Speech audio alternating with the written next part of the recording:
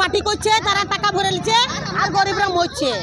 আমরা ভোট দেবো, টাকা নেবো। তারা বলতে তারা বলতে তারা মাল পায়, তারা বলতে খারাপ মাল পায় না। কোনো অভিযোগ নেই। আমাদের একটা দাবি ছিল, মানে আমাদের প্রথমে যে হসপিটালটা আছে এখানে একটা অ্যাম্বুলেন্সের প্রয়োজন। বার্ধক্য ভাতা পাচ্ছে বার্ধক্য পাচ্ছে এখন, তবে সম্পূর্ণ সবাই পায়নি। অভিযোগ থাকলে বলো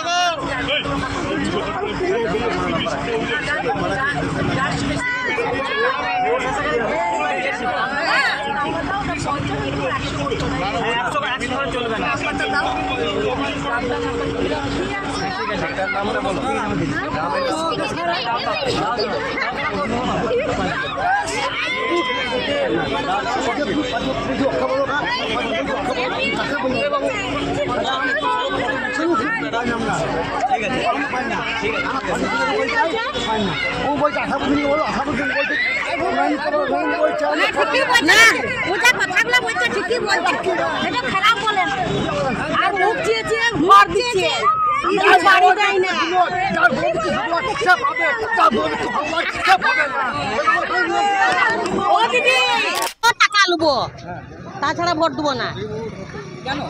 ভোট যারা পার্টি করছে তারা টাকা ভরে নিচ্ছে আর গরিবরা মরছে। আমরা ভোট দেবো, টাকা নেবো। কিছু নাই, যারা পেয়েছে তারা পেয়েছে, আমরা কিছু পাই নাই। কত লোক পেয়েছে, যারা পার্টি করছে তারা খেয়েছে না। আমাদের বাড়ি নাই, আমরা বাড়ি পাই নাই। জানি কেন পাই না, জানি দিদিকে বললেন? হ্যাঁ দিদিকে বললাম তো। কি কজনে কথা শুনবে ও?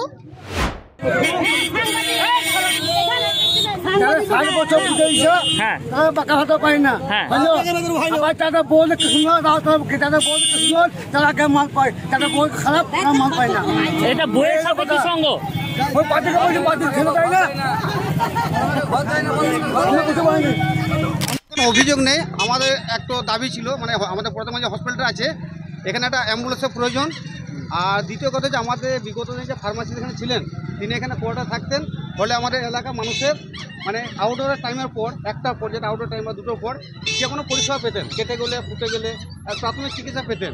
এখন বর্তমানে যে আমাদের ফার্মাসিস্ট আছেন এনাকে আমরা কথা বলেছিলাম যে আপনি এখানে থাকুন, কোয়ার্টার আছে, কোয়ার্টার ফাঁকা পড়ে আছে। উনি বলেন যে আমার 15 কিলোমিটার বাড়ি, তো আমার আইনত আমি এখানে থাকবো না, আমাকে 15 কিলোমিটার মধ্যে থাকতে পারবে না। তো আমরা দিদিকে একটা অনুরোধ করলাম যে একটা অন্য ফার্মাসিস্ট এখানে দেওয়া হোক, যেন আমাদের এই কোয়ার্টার থাকে। কোয়ার্টার থাকলে এখানে এলাকার সামগ্রিক মানুষ এখানে যে প্রাথমিক স্বাস্থ্যকেন্দ্রে যে পরিষেবাটা ফার্স্টে যে এটা পাবে, কারণ আমাদের এখান থেকে প্যাটার্নগড় দূরত্ব 4 কিলোমিটার।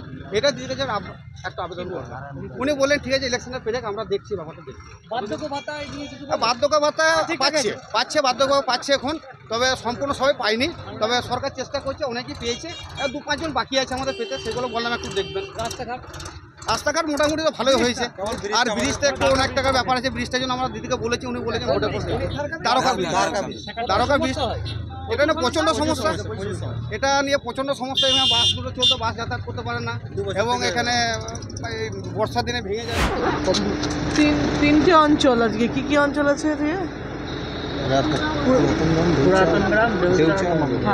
পুরাতন গ্রাম, মোহাম্মদ বাজার লাস্ট আছে, দেউচা আছে, এই তিনটে অঞ্চল। যদি লাউজোর গ্রামের মানুষরা, লাউতারা গ্রামের মানুষরা বলছে যে টাকা নেবো তারপরে ভোট দেবো, এবং এখানে বলছে যে এখানে কোনো তারা সরকারি জিনিস পাচ্ছে না, মূলত তৃণমূল নেতারাই পেয়ে যাচ্ছে। তাদের মনের মধ্যে একটা ক্ষোভ রয়েছে। টাকা নেবো ভোট দেবো, তো সেটা তোমাদের বিচার, আমি কিসটা বিচার করবো? যদি কেউ ভোটার বলে আমি টাকা নেবো ভোট দেবো, সেটার উত্তর কি আমি দেবো? তাই না, এটা তো উত্তর আমার দেওয়ার না। যে টাকা নিয়ে ভোট দেবে বলছে সে কত বড় ভোটার এবং সে কত বড়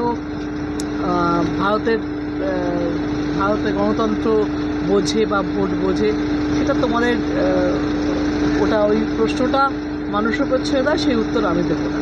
আর যেগুলো ওরা বলছে যে কী স্কিম পায়নি বা কী না পেয়েছে, সেটা দেখবো পঞ্চায়েত থেকে পায়নি কেন বা সেই স্কিমগুলো না, এটা তাদের কাজ তারা করছে। তাদেরও কতটা লিমিট অবধি রাখা উচিত সেটা ওদের বোঝা উচিত। কিন্তু এই হামলা গ্রামবাসীরা বলছে 5 থেকে 10 বছর পরে সাংসদকে দেখতে পাওয়া যায়। খুব ভালো।